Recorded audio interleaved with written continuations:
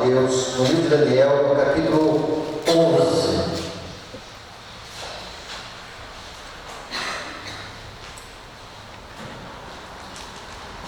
A partir do verso 40.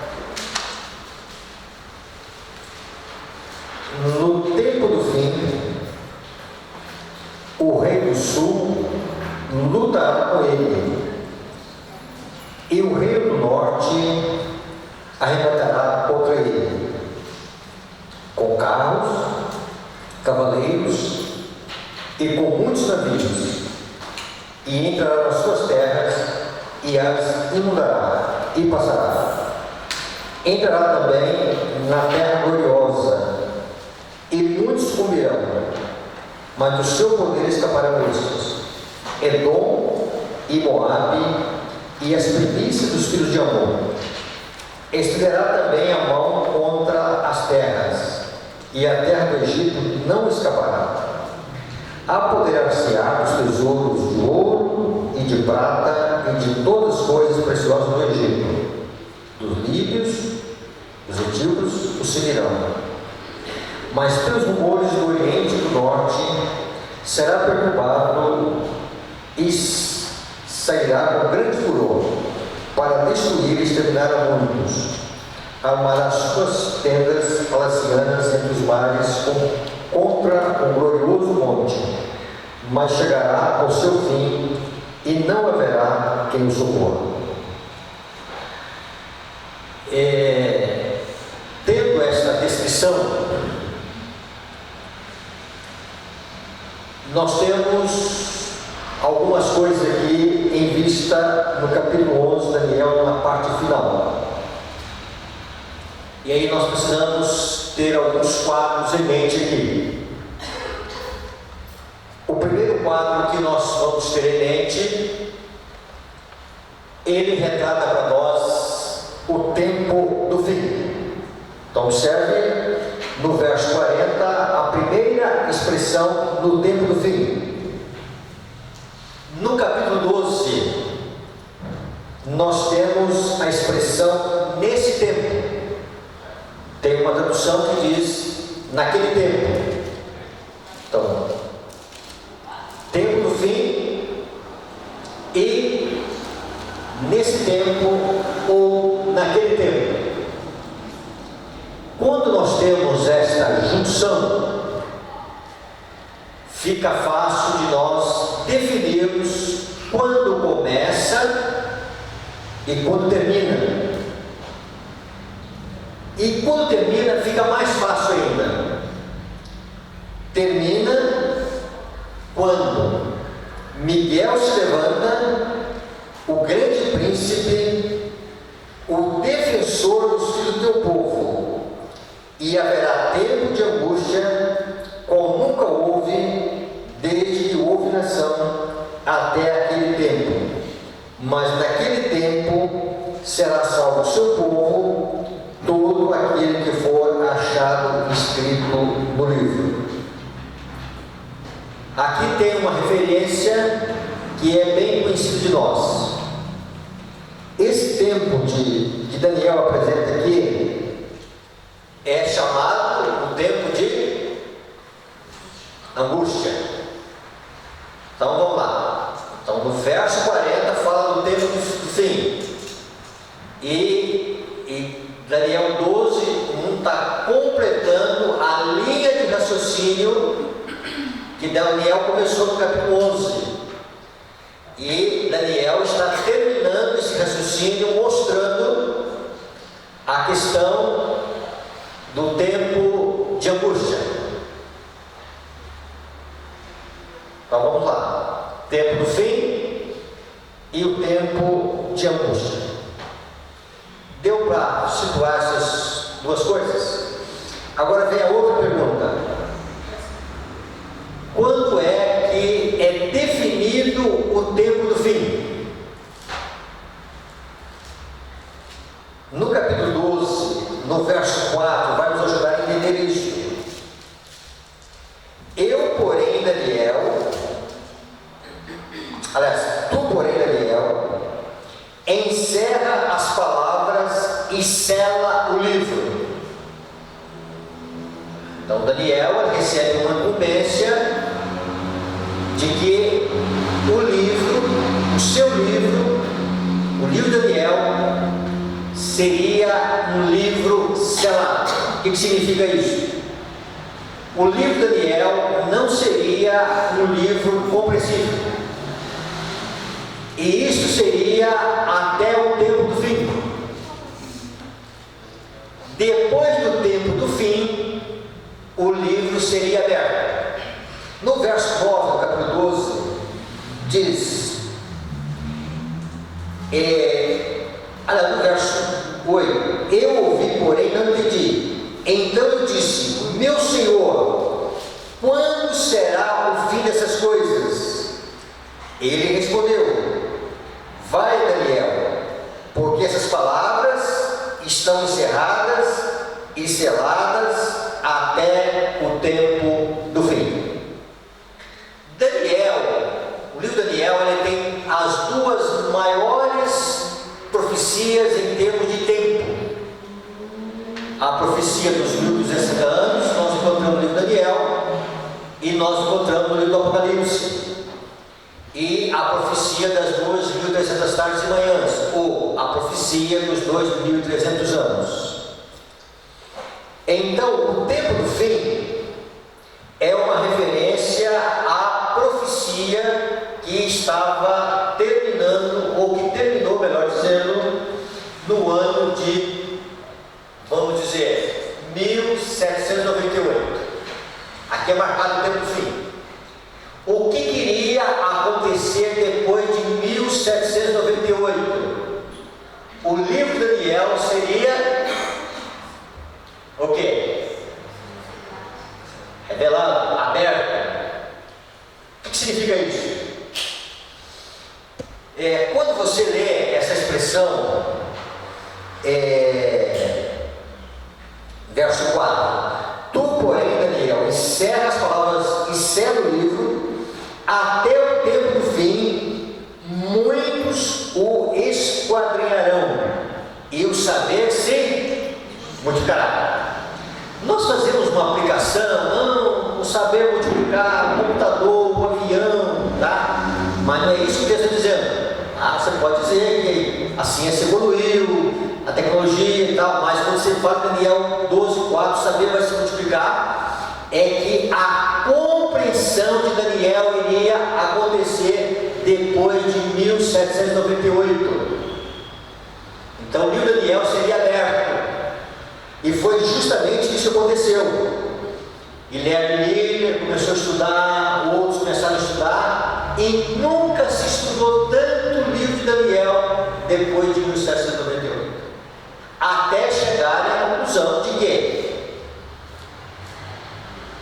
as 2.300 tardes e manhãs, elas iriam acontecer no ano de 1854, seu final, tá? Então, o tempo do fim, 1798. Então, é uma profecia que abrange desde 1798, e ela vai até o tempo de angústia, até o final. Ela aponta o passado, ela aponta o presente e ela aponta o futuro. Alguma coisa que não ficou complicado? Não é o sermão, tá? Podem participar. Podemos avançar? Pelos acontecimentos, eu creio que a volta, não estou marcando data, eu creio que Jesus está perto de voltar, pelos acontecimentos.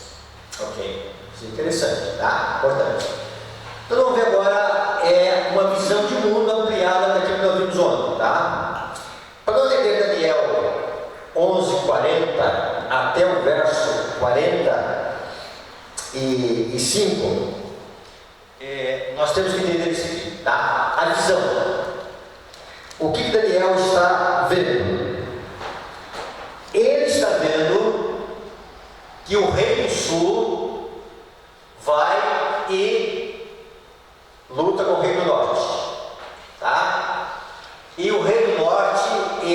revidar. Não é isso? O rei do sul vai e ataca o rei do norte. E o rei do norte vem revidar. Ele vem revidar com cavalos,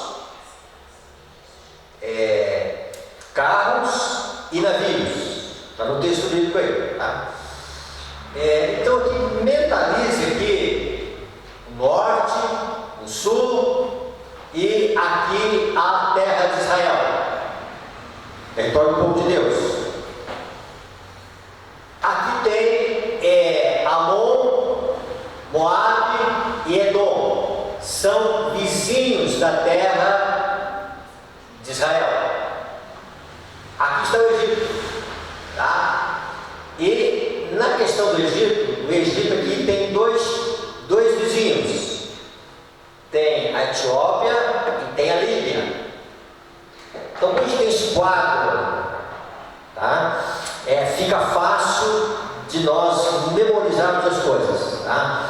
Então, Daniel está vendo que o rei do sul, tá? Ele vai atacar o rei do norte e o rei do norte tem que revidar. Para o rei do norte revidar, ele tem que passar na terra de Israel. E aqui entra a questão dos vizinhos: Amon, Moabe e Edom. E quem dá suporte ao Egito? A Etiópia e a Líbia. É o seu quadro profético.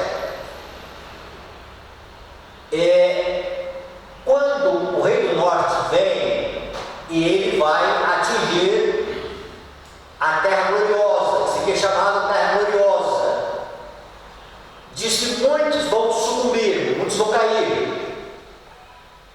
E quem não cairá? Amon, Moabe e Edom. E esses deveriam dar suporte ao Egito, também não vão dar suporte ao Egito, tá? E a última coisa que aparece se no momento Daniel ele vê e chama a Israel aqui a terra gloriosa, e ele também menciona o monte glorioso. Então nós vamos ver o que é a terra gloriosa e o que é o monte glorioso. Só um detalhezinho aqui. Você tem visto que em algum momento, no mundo político, no mundo da mídia, no mundo religioso, há uma exploração em torno de Israel. As pessoas saem com a bandeira de Israel e defendem Israel. Aquilo que está acontecendo no Oriente Médio, uma guerra entre Israel e palestinos, não existe nada biblicamente que Deus vai restaurar esse Israel. Nada. O que Deus tem em relação à nação de Israel é que quando eles rejeitaram a Cristo, a profecia aponta que 70 semanas estavam determinadas sobre o povo judeu. E Deus ainda enviou os discípulos mais tarde a Pentecostes, e no ano 34 selou o tempo de graça para a nação. Não selou o tempo de graça para o judeu, mas como nação, Deus não tem nada em vista lá em Israel. Deu para entender isso? Qualquer profecia que tenta ligar Abraão, as promessas do Antigo Testamento com o Israel lá na Palestina, elas não são reais. O que Deus tem agora é com Israel espiritual. Porque tem muita gente nesse mundo evangélico, tá? Que embarca. Só para a gente entender um pouquinho isso, né? Abraão, no livro de Atos dos Apóstolos, diz que Abraão, ele morreu, não tinha nem a sola do sapato, não tinha terra nem para cobrir aonde tem a marca da sola do sapato. Já leu isso no livro de Atos, capítulo 7? Quando a esposa dele morreu, ele teve que comprar uma sepultura, uma sepultura na gruta de Macpela para enterrar Sara. Ele não tinha, tá? Quando houve uma contenda ali com respeito ao sobrinho Ló, ele disse para o sobrinho: se você quer ir para essa campina em direção a Sodoma, pode ir. Se você for para a direita, eu vou para a esquerda. Se você for para a direita, eu vou para a esquerda. Sobrinho, terra não interessa, meu negócio está no céu, minha pátria é o céu. E a Bíblia diz lá em livro de Hebreus que lá aguardava o novo céu e a nova terra. E nesse novo céu e nova terra que aguardava, ele não teve que herança. Então, biblicamente, Abraão morreu aspirando o céu, tá? Nada, nem de herança aqui na terra. Somos deveres, tá? Porque para a gente desvincular. Então, quando Daniel está falando da terra gloriosa, está falando da terra de Israel, ele está apontando de uma forma simbólica. O que vai acontecer? O que aconteceu no ano de 1798? Foi o ano em que terminou a profecia dos 1260 dias, ou seja, 1060 anos. A França, ela vai, invade Roma e aprisiona o sumo pontífice, o papado. Mais tarde, esse Papa vem a falecer.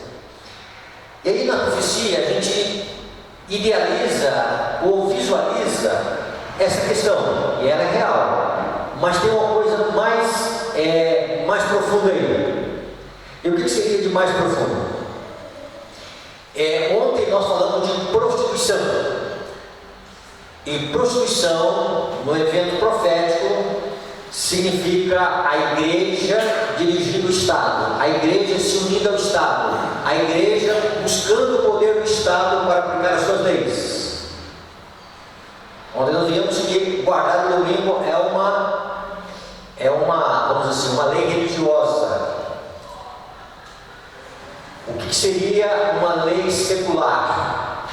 Quando o Estado obrigar a guardar o domingo. Quando o Estado obrigar a guardar o domingo, significa que o Estado está obrigando a humanidade a ter uma lei religiosa sendo obrigatória. É isso uma prostituição. Deu para entender o que é prostituição? Então vejam bem. Então ontem nós vimos essa questão. O que aconteceu na França?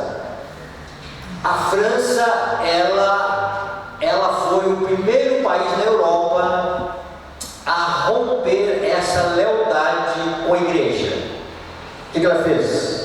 Isso está no livro Grande Conflito, no capítulo da Revolução Francesa. Você pode ler isso, você vai entender isso, tá? A França colocou na Constituição que vamos abolir o culto à divindade. Nada de religião. Igreja aqui, Estado aqui. Aliás, essa questão de religião, ela não está, vamos dizer assim, nos objetivos e nas metas do povo francês. E aí vocês vão ver isso no Grande Conflito, uma catedral chamada Notre Dame, né? E aí vocês vão ver que em algum momento uma prostituta entra e ali ela é vocacionada numa assembleia da França e eles vão fazer um culto à deusa da razão. Então a França, ela mergulhou no caos total, mas foi o primeiro país que diz: olha, vamos fazer um divórcio. Igreja aqui, Estado aqui. Aliás, não só o Estado, nós não queremos religião aqui. E aí, com isto, que causou uma ferida de morte no papado. O papado sofreu uma ferida de morte. Isso aconteceu em 1798. Só que essa filha de morte que aconteceu, ela não ficou por ela. Este que foi ofendido diz: olha, eu vou vingar.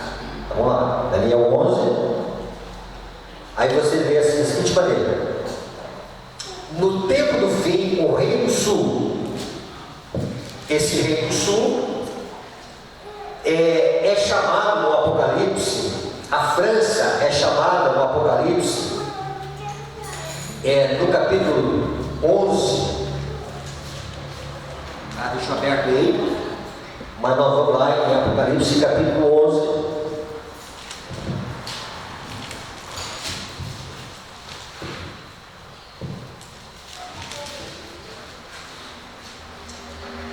No verso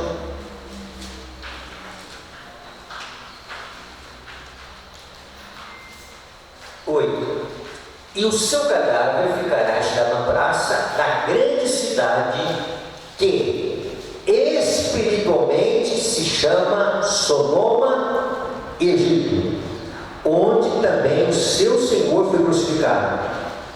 Quem foi crucificado ali na França? Aqui diz que foi o Senhor Jesus. Mas como, pastor? Jesus não foi crucificado na Palestina, lá no Oriente Médio, lá na terra de Israel? Aqui é uma referência que Cristo ele foi sacrificado na vida dos seus. A França matou muitos cristãos. Quando Jesus é perseguido por Saulo, ele vai dizer: Saulo, Saulo, por que me persegues? Saulo estava perseguindo a Cristo por intermédio da vida dos santos de Cristo. Então ali, Jesus dizendo: olha, a França é chamada Egito. Por que Egito? Porque no livro de Êxodo, no capítulo 5, verso 2, quando Moisés se apresenta para libertar Faraó, diante de Faraó, para libertar o povo de Deus, Faraó vai responder para Moisés da seguinte maneira: quem é o Senhor para que eu ouça a sua voz? Então Faraó, ele não reconhece Deus. Aí você vai no livro Grande Conflito, diz que a França é chamada de Egito por causa disso, por causa do ateísmo. Então foi o ateísmo da França que fez com que o general Berthier fosse lá em Roma para atacar a figura central do poder religioso que imperava na Europa. E houve uma fila de morte. Então vamos lá: o rei do sul, o Egito, o ateísmo, ele vai, só um pouquinho, volta atrás, ele vai e, vamos dizer o seguinte, ele vai e ataca o rei do norte, o ateísmo, o Egito. Então o Egito, biblicamente, é o ateísmo. Aí o que acontece? O norte sofre de morte, e esse norte vem para vingar o ateísmo. Só que ao vir do norte para vingar o ateísmo, ele tem que passar na terra gloriosa. Ele tem que passar, ele vai deparar com o povo de Deus.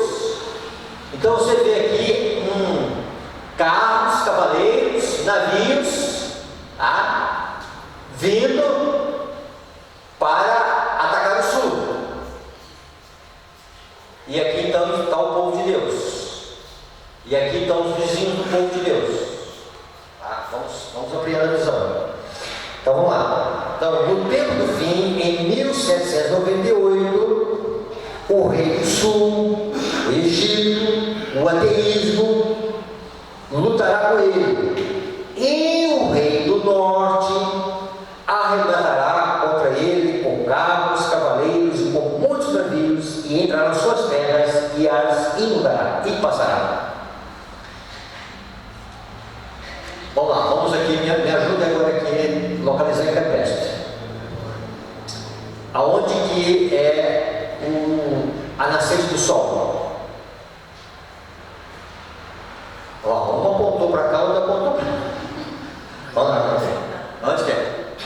Tá? Vou para a Maria e o Vanderlei aqui, a Samara. Vou para os três aqui, tá?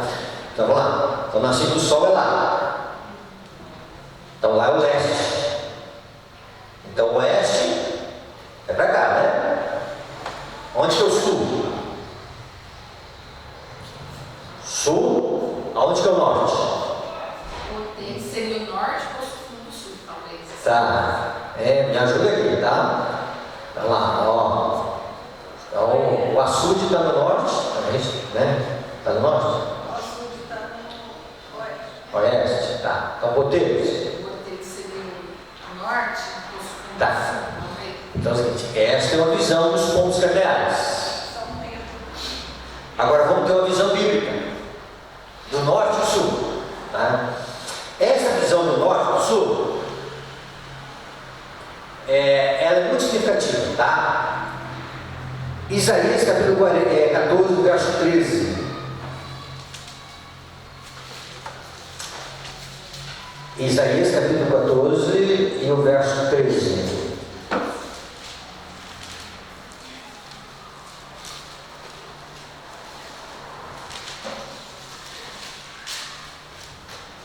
Verso 13.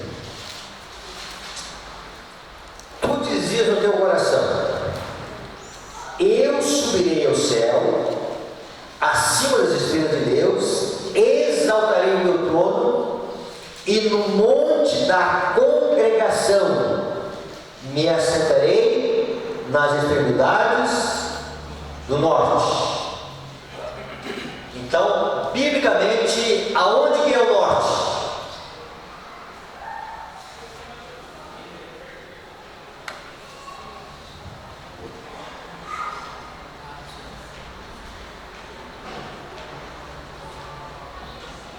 Aonde está Deus? Aonde é a morada de Deus? É onde começou o grande conflito, nas extremidades do norte. Então pode ter a visão dos pontos cardeais, tá? Mas vamos ter essa visão. O norte é onde está a morada de Deus. Olha o que está aqui. E ontem estudando isso aqui, e eu não sabia disso. Menciona o monte da congregação. Então, aonde Deus mora, a gente imagina o céu, um lugar assim, né? Um espaço, e ali está, né? Não é bem isso. Vamos então imaginar que no céu, no terceiro céu, tá? Lá existe, tá? Uma cidade santa, a Nova Jerusalém. E ele fala que existe um monte da congregação. Mais adiante nós vamos ver esse monte também no livro de Ezequiel. Esse monte. E o que acontece com esse monte? Foi onde começou o conflito. Um anjo que diz: olha, eu vou subir às mais altas nuvens e serei semelhante ao Altíssimo. E aí o que acontece com esse anjo? Ele cai, tá? Então o conflito ele começou no norte. E o sul? O sul é onde está a descrença em Deus.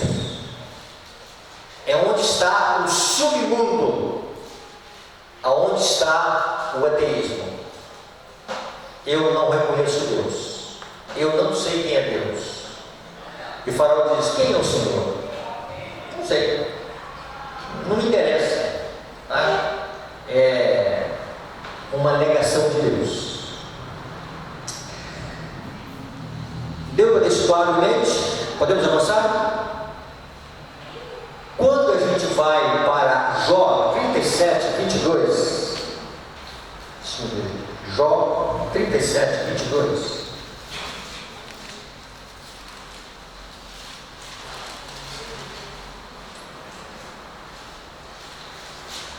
do norte vem o alvo esplendor, pois Deus está cercado de tremenda majestade. Jó entendeu, à luz do Espírito Santo, que é do norte que vem Deus. Pastor, mas a vida de Cristo não é da nascente do sol? Não é do Oriente? Porque diz lá o Espírito de Síria, né? E de início vai aparecer, né, uma nuvem do tamanho da metade da palma do homem, uma nuvem negra vindo do Oriente. Por que a Bíblia fala do norte? Então Jesus faz essa rota. Jesus vem do norte, ele assume o nascente do sol, e Mateus 24 diz que como o relâmpago se mostra do Oriente, do nascente do sol, e se mostra até o Ocidente, assim é de ser a vida do Filho do Homem, tá? Então, do norte, do santuário, sai Deus, sai Jesus em direção à nascente do sol e assume a sua vida. Então, a vida de Cristo, ela faz este evento, mas também tem esse evento para assumir a nascente do sol. Cristo, ele vem do norte. Vamos ver o que Jeremias fala do norte. Jeremias capítulo 1:14.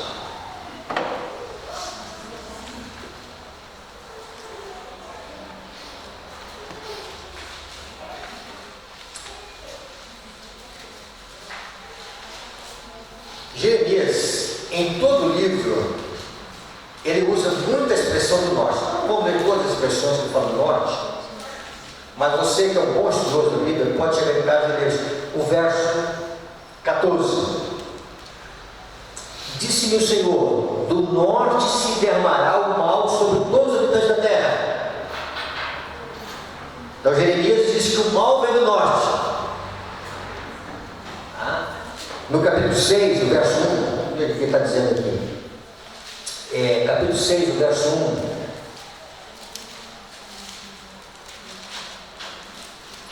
Fugi, filho de Benjamim, do meio de Jerusalém, tocai a trombeta em Tecoa, e levantai o faz sobre Bet-Aquerem, porque do lado do norte surge um grande mal, uma grande calamidade. Então, do norte é que vem um grande mal. Mas pastor, do norte não vem Deus? Como é que a Bíblia diz que do norte vem um grande mal? Que o mal vem do norte.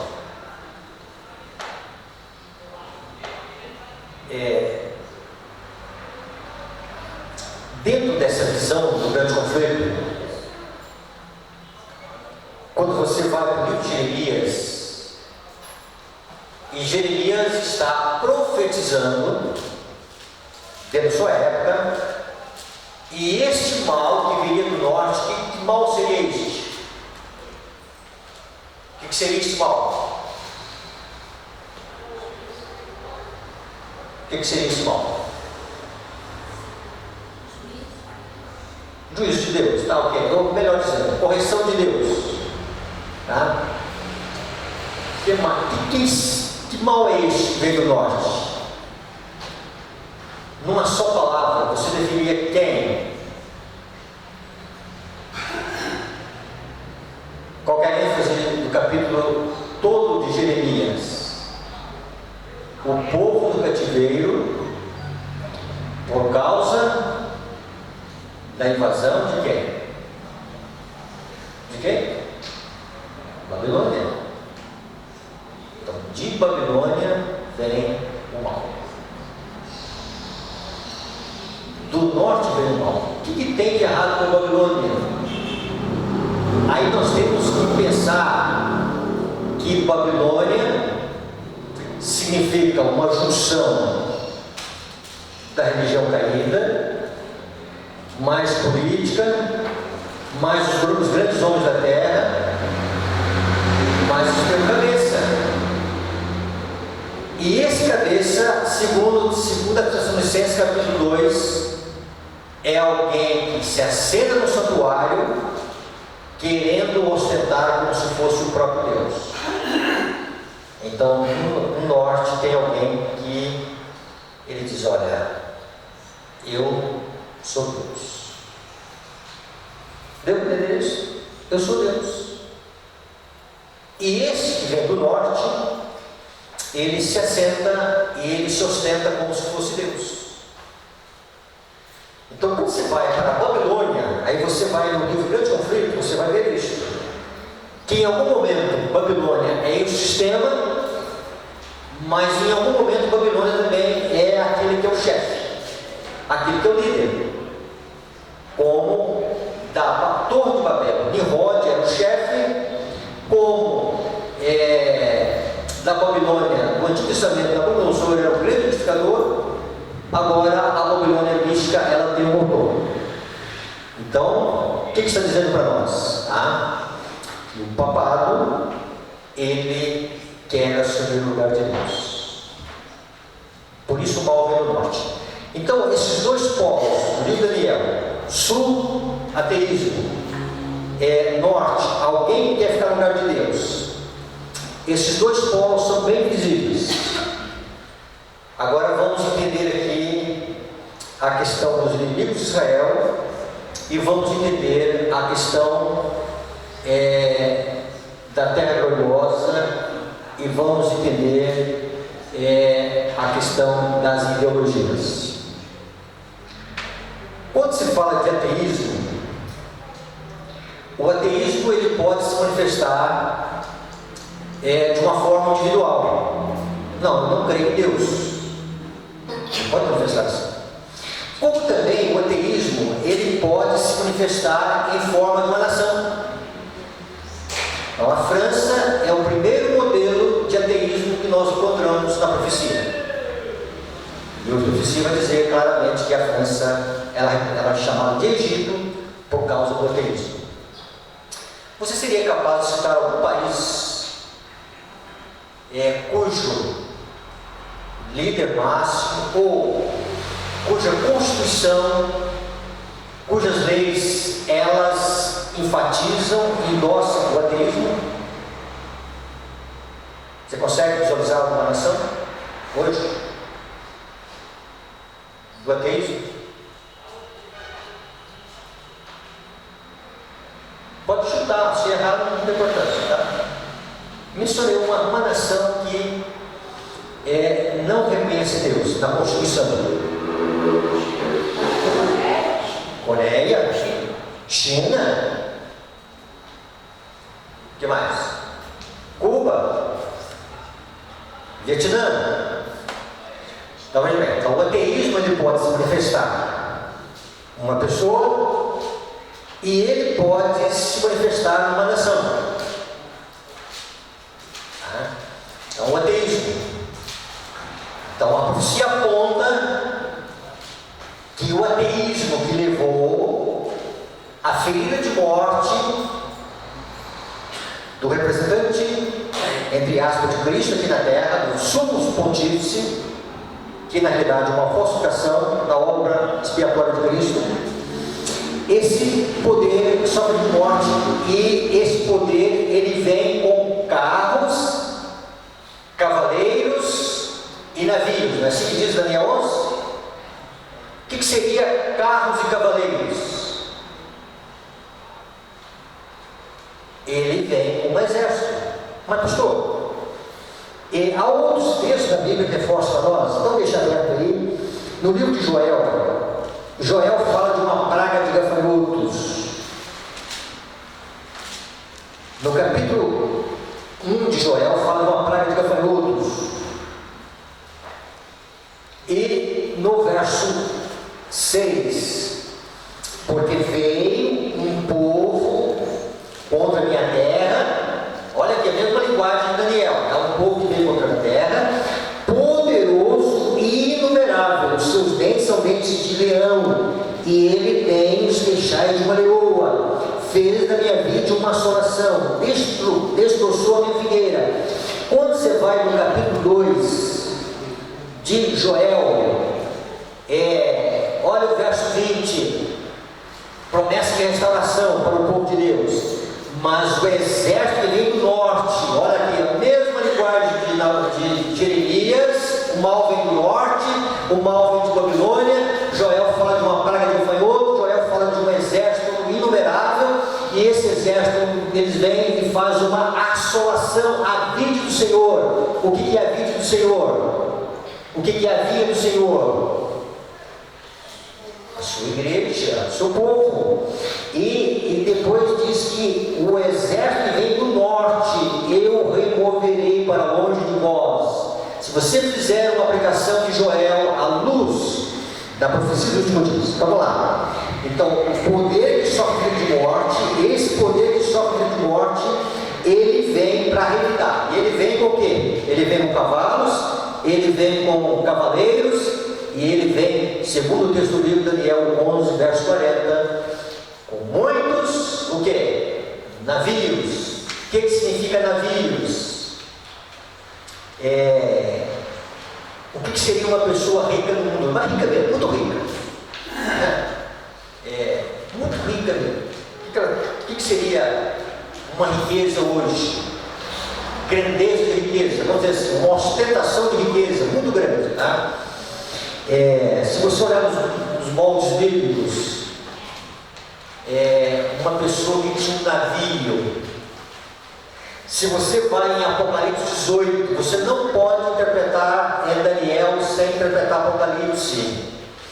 As profecias, elas são intercaladas. A irmã White diz que Daniel é profecia, Apocalipse é revelação. E o Apocalipse fala de Babilônia, o Apocalipse fala de mercadores, que nós vimos ontem, e desde os mercadores, eles transportam as suas mercadorias em navios. Você vai ver que Babilônia, esses homens que possuem navios, esses homens que possuem mercadorias, o poder econômico, veja bem, ele está a serviço do rei do norte, daquele que se assenta no trono, querendo parecer Deus, para vingar aquilo que aconteceu em 1798, no tempo do fim, tá? 1798. Temos que entender isso aqui. E esse poder que vem, ele vem para passar na terra gloriosa, ele vem para atingir o povo de Deus. Agora, Israel tinha 3 vizinhos: Edom, Moabe e Amon. E não eram boas coisas não, tá? Quando você vai para o Antigo Testamento, vários profetas, Isaías, Jeremias, Amós, Ezequiel, vão fazer profecias contra, lamentos contra, juízos, manifestações contra esses vizinhos. O que tem de comum nesses 3 vizinhos? Edom, Moabe e Amon. Faz limite com Israel? Fazia o limite geográfico com Israel, certo? Mas o que além desses limites, o que tinham vamos dizer assim, poderia dizer o seguinte: olha, desses 3 aqui tem uma peculiaridade. Edom era os descendentes de Esaú, não é parente do povo de Deus. Moabitas, do outro, como é? E os amonitas também parente do povo de Deus, tá? Então a visão de Daniel é essa. Israel, volta lá, gentileza, mas volta uns 2 slides para entender, tá? Aqui ó, veja bem. Então o norte vem atacar o sul, tem que passar na terra gloriosa, aí tem Amon, Moabe e Edom. Tudo aqui é parente, ó. Parente de quem? Do povo de Deus, tá? Edom. Quando você ouve esse nome Edom na palavra de Deus, o que você lembra de quem? Edom. Olha, veja bem, tem uma profecia de Obadias diretamente relacionada a Edom. O que você lembra Edom na história? Tá? Primeiramente, esse nome Edom, te lembra, vai lembrar, Edom. Edom é o nome que Deus atribuiu a quem?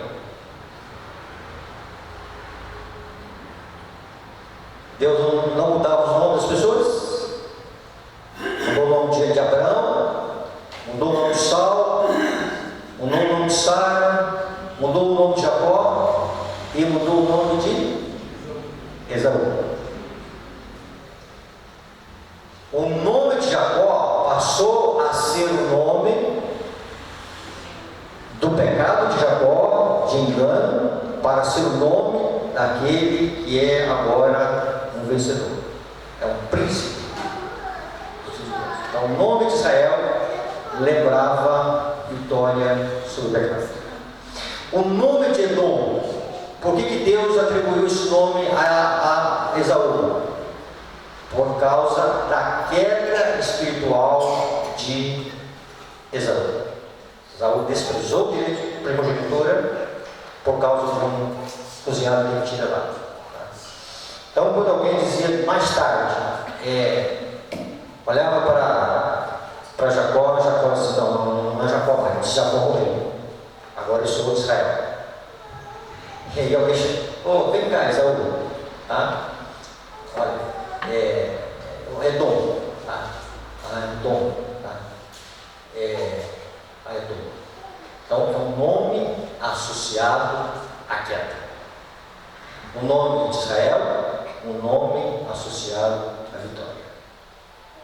Isso aqui dá para vocês fazerem uma viagem dos 12 filhos de Jacó, nas 12 tribos de Israel, muito interessante. Tá?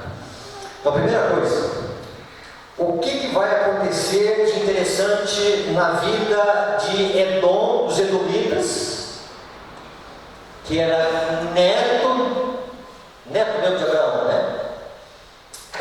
Por que tem tantas referências na Bíblia? Olha aqui: perseguiu seu irmão à espada. Se houve vingativamente contra a casa de Judá, por causa da violência feita a teu irmão Jacó. Então, Edom é um símbolo do poder perseguidor do povo de Deus. Tá? Então, Edom, apostatado, caído, se torna um perseguidor de seu irmão. Guardaram isso? E Amon e Moabe. Quando você lê a história do Antigo Testamento, você vai ver que Ló era um sobrinho de Abraão. Obviamente que esse sobrinho vai ser empregado pelas filhas e vai nascer Moabe e Amon. Tá? Quando você vai para este desfecho triste na história de Ló, tá? Esses dois irmãos vão atacar o povo de Deus. O que nós poderíamos ter de ataque dos Moabitas? Quando você lê esse termo Moabita, o que houve de mais acentuado no Antigo Testamento de ataque do povo de Deus? Lembra? É que o povo de Deus, na fronteira para entrar na terra prometida, Moabe foi lá contratar um profeta apostatado para fazer macumbaria. É isso mesmo.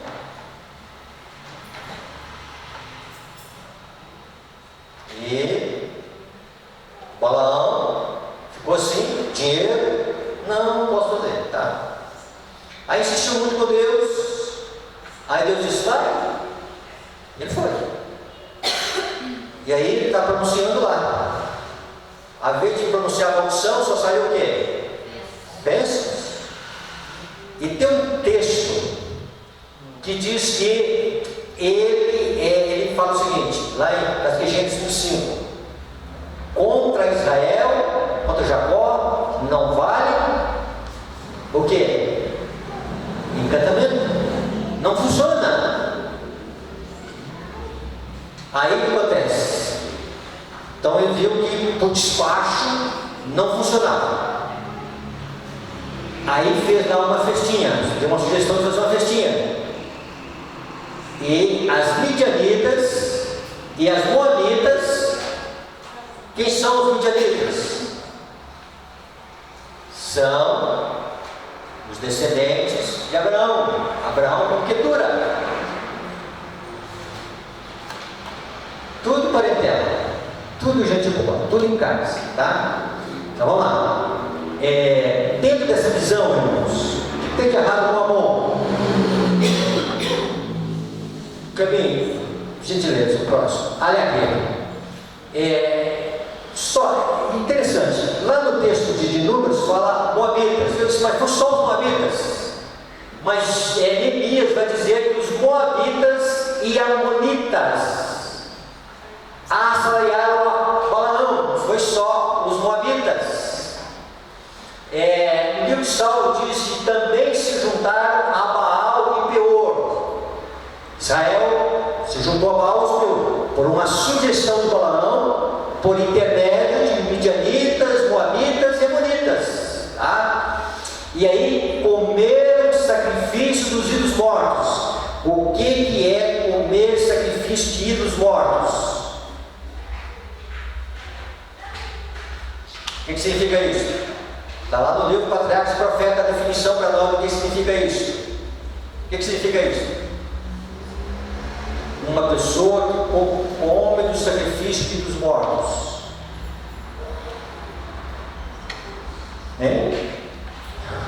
Pode errar, não tem problema não. Tá? O que significa isso?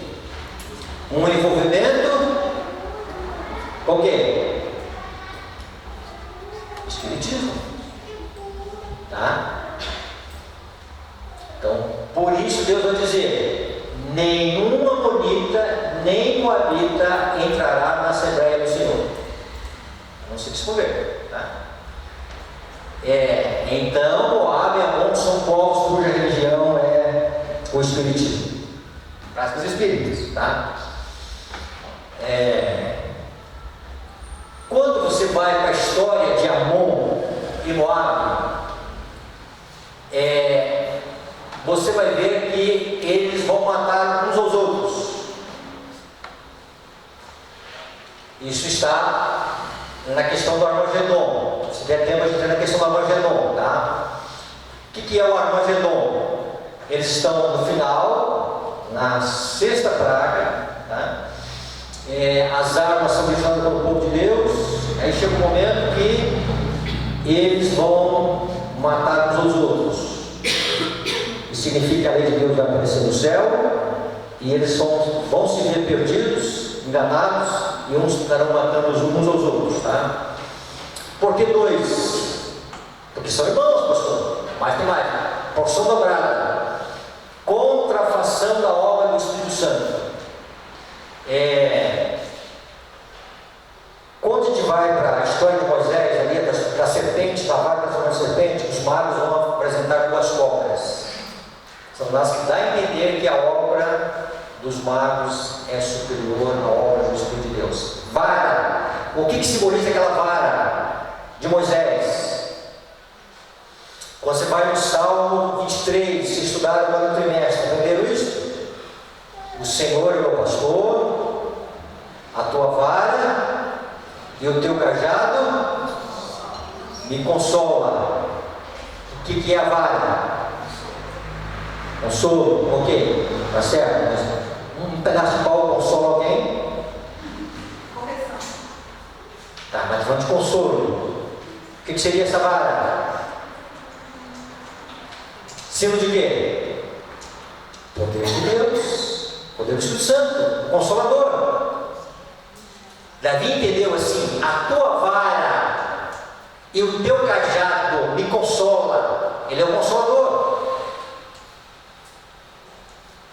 Ele é o Consolador.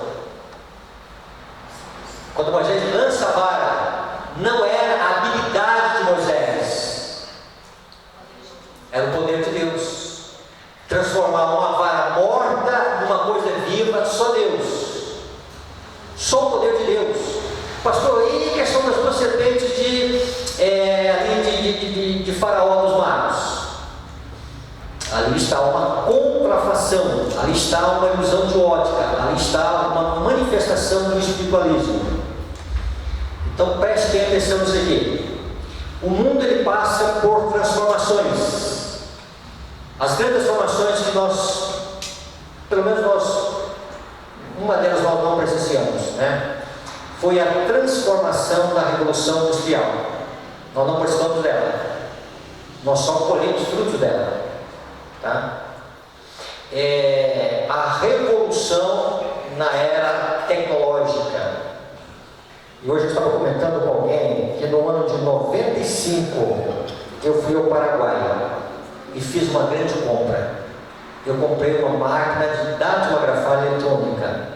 Você digitava a frase, aí pastor, eu comprei para escrever sermão. Digitava a frase e se a frase tivesse alguma coisa errada, eu podia corrigir e depois eu só fazia assim, bati o dedo e ela ia. Que achado que eu achei lá no Paraguai. Aí daí depois eu estava comprando o primeiro computador. Aquela máquina já era obsoleta. Então nós passamos pela revolução digital, nós entramos nela.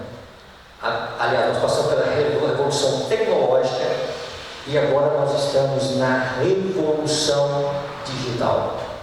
Se nem descrever nada, você já sabe que nunca as coisas estiveram tão prontas num simples aparelho na sua mão. E qual a próxima fase que vamos entrar? Nós vamos entrar na fase do sobrenatural.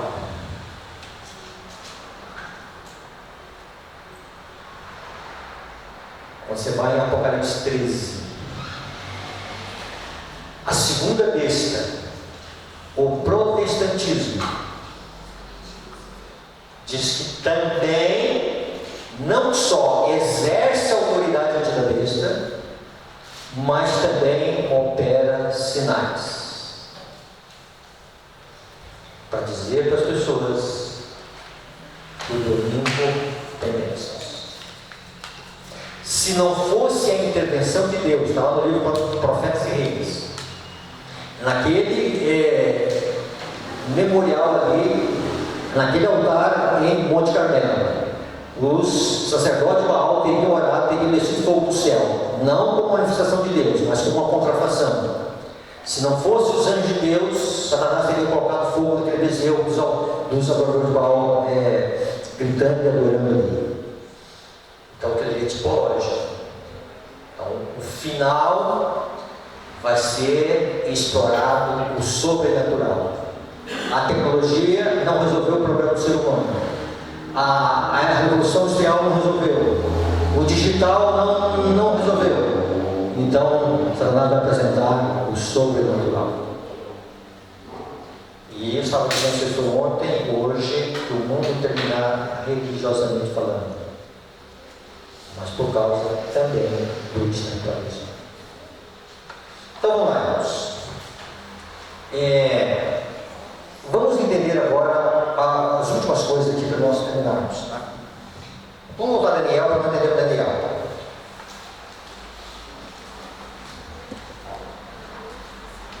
Daniel 11, verso 40. Vamos voltar a Daniel 11, 40. No tempo do fim, em 1798, o rei do sul, o Egito espiritual, lutará com ele, e o rei do norte arrebentará contra ele. Ou seja, um revide do rei do norte, a filha de morte figurada, e vem com cavalos, carros, cavaleiros, com muitos navios, entra nas suas terras e as inundará. Então, o que a Bíblia aponta é que o ateísmo ele vai sofrer um colapso mundial, tá? Tem isso em vista. E aí nós falamos de um país, já que nós falamos de um país, alguém disse a Coreia, e eu lembrei da Coreia. A primeira coisa que eu lembrei foi da Coreia. O que a Coreia tem de forte? Coreia, tecnologia, tem. Mas o que seria o forte da Coreia? Quando você vê algum noticiário da Coreia, você vê que eles têm muito forte. Hein? Exército. Eu estava vendo alguma coisa, não agora, mas da Cuba, aquele país desse tamanho, assim, daquela miséria, né? Agora não, eles tomaram um bate. mas chegou um tempo que o exército de Cuba era uma coisa assim, monstruosa pelo tamanho do país. Quando você vai para a China, uma das coisas que a China tem de forte é o seu exército. Tá? Guarde isso, tudo isso tem a ver com o momento final. Por falar em China, não tem na profecia bíblica nenhuma referência que a China vai ter ascensão. Então, o Apocalipse de Daniel traz para nós o cenário. E nesse cenário está a supremacia dos Estados Unidos, da segunda besta. Dita as normas mesmo, tá? E vai ser até o final. Daniel 11 diz o seguinte: que esse poder vem para atacar o Reino do Sul, o ateísmo. Entrará também na terra gloriosa, Israel, atacará o povo de Deus. Então, para atingir o ateísmo, vai atingir o povo de Deus. Então, nós vimos ontem a Babilônia, o mal que vem do norte, o exército que vem do norte, tá? Com carros, cavalos, e o povo de Deus será atacado. E muitos, o que vai acontecer com muitos? Sucumbirão. O que significa isso? Tombarão.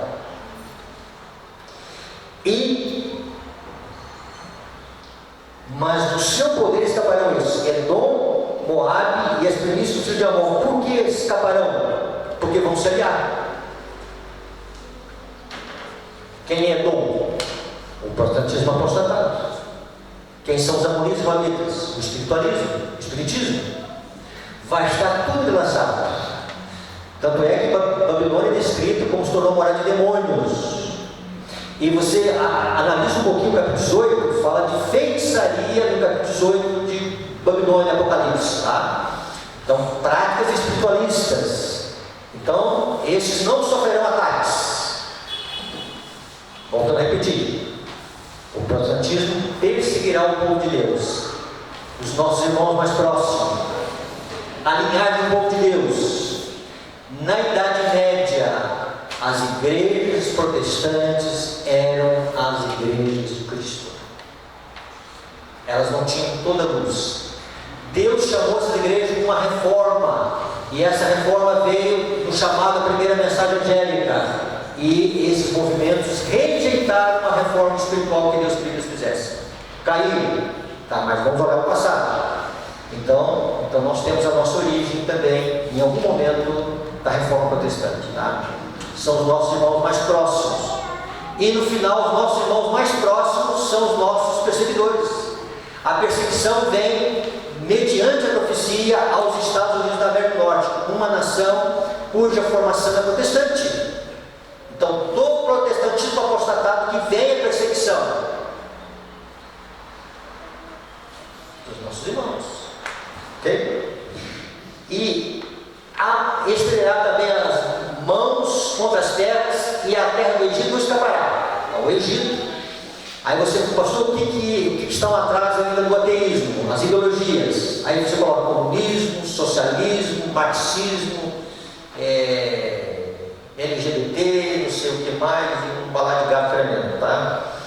Essas coisas vão ter o seu abalo dentro das ideologias, tá? Vamos na última parte. A apoderação dos tesouros do ouro e da prata e de todas as coisas preciosas do Egito. Os lírios e os retiros o seguirão. Então, irmãos, não tem nada que vai escapar. Aquilo que é o sustento do Egito, a Etiópia e a Líbia. E não vou aqui mencionar tudo para vocês, o tempo não dá, vamos correr um pouquinho aqui, tá? Se você ver esses textos aqui, depois eu posso passar para você. O que tem na Líbia e na Etiópia que dão suporte ao Egito? São os vizinhos do Egito. Tem exército e tem o ouro, é a prata. Ou seja, não só vai ter um colapso no ateísmo, nas filosofias e ideologias do ateísmo, como também terá um colapso financeiro. Por exemplo, quando você vai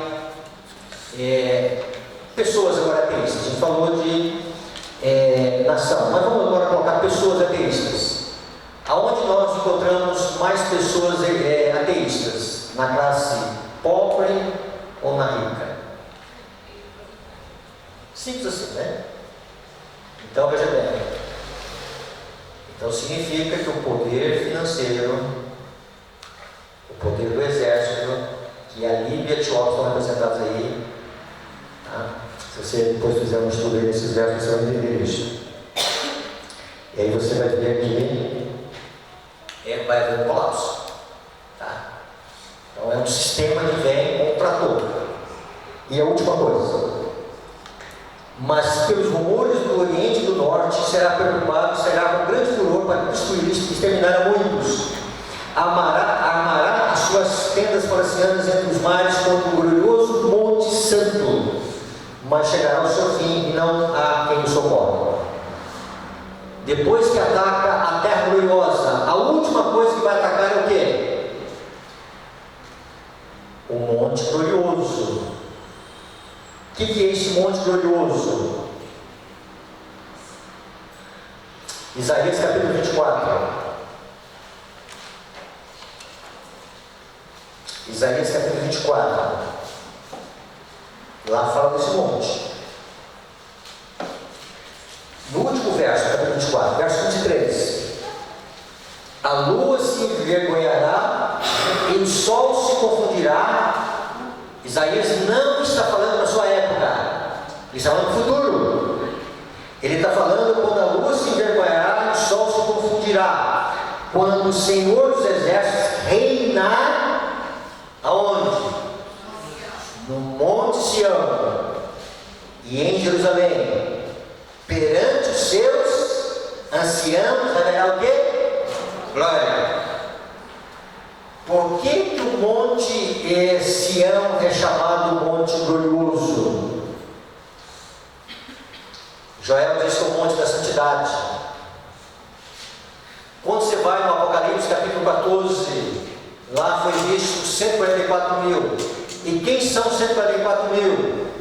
Numa linguagem simples, bem objetiva, são aqueles que estarão vivos por ocasião da vida de Cristo. São aqueles que vão ver Jesus voltar sem ver a morte. E eles são vistos no capítulo 14 do Apocalipse no Monte Sião. Quando você vai para o livro Primeiros Escritos, você vai ver lá que foi vista a Nova Jerusalém e foi vista o Monte Sião. O Monte Sião não será a palavra do salmista, ele permanecerá. Deus vai mudar a estrutura aqui da terra.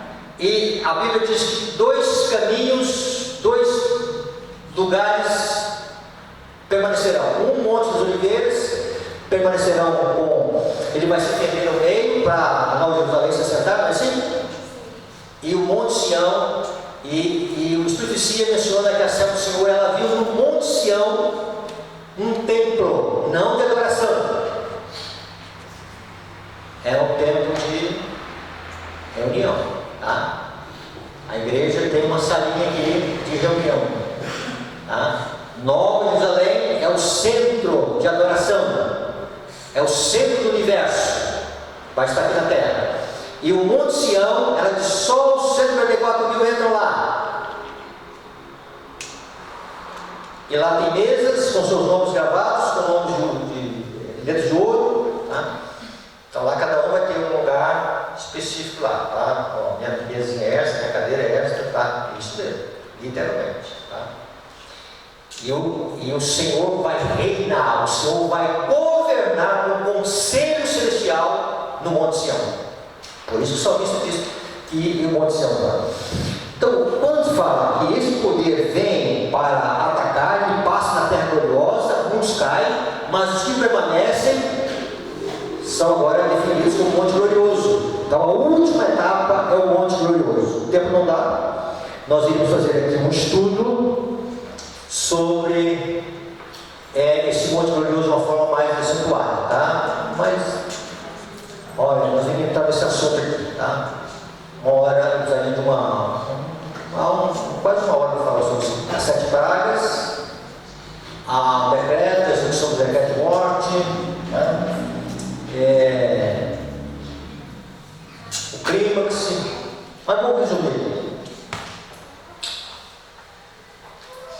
Esse poder vem do norte, Babilônia, o mal vem do norte, passa pela terra gloriosa, mas une com Edom, com Moabe, com Amon, inunda as terras do Egito, assola o Egito, a Etiópia e a Líbia não socorrem o Egito, e esse poder então vem para atacar o povo de Deus. E aí você vai ler agora Daniel 12, verso 1. O que diz lá?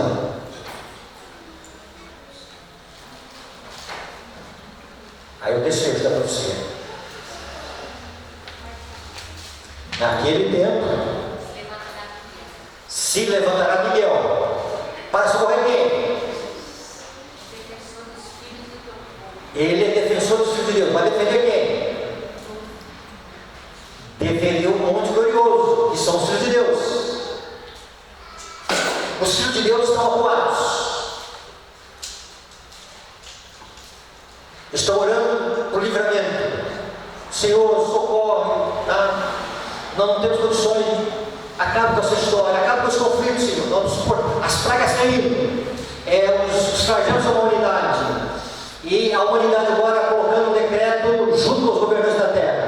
Os espíritos imundos semelhantes a rãs saíram em contra os reis, e agora é o decreto de morte.